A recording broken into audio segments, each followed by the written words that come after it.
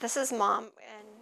As she peruses old family photos, Lou Timpson shares details about her mother's full life. About being a majorette in the band she graduated. Lou lives with and cares for her mother, who is now in her 80s, in her own home. They are one of millions of multi-generational families in America. She married right now I work full-time. I actually have 2 part-time jobs, and I have callings at my church, and I have adult children. And the Timpson family has learned to make it work. So far, they have done it all without assistance from the state. But Lou knows that may not always be possible. Aunts and uncles. Oh, this is Mom. We don't need respite with family help as well. But if when she first came to my house in October, I had to take all of her meals to her. I had to get her in the tub and out of the tub, make her bed, make sure she took her meds. I had to take her blood pressure every 2 hours. And then we also provide services for caregivers, family members or others who are responsible for the care of a vulnerable adult through the use of respite care, so that they have a break from their usual duties that can oftentimes be stressful for them. The state of Nebraska has resources available to all families who may be in need, even those in a time of crisis.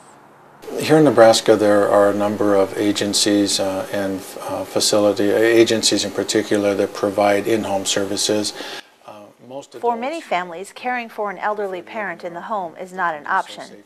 The emotional and physical demands can be difficult. According to the National Center on Elder Abuse, more than 1 million Americans over the age of 65 have been injured, exploited, or mistreated by a caregiver.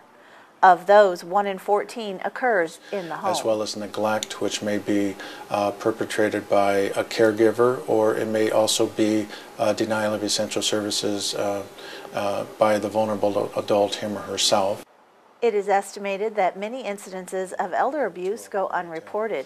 And then probably the most important sign is a report made by the elderly person, him or herself. Even celebrity families can be affected.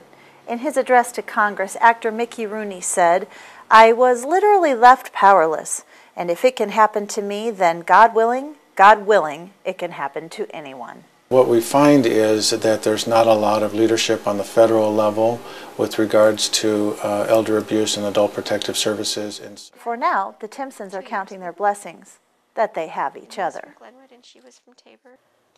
For the Omaha News, I'm Brigida Hebden.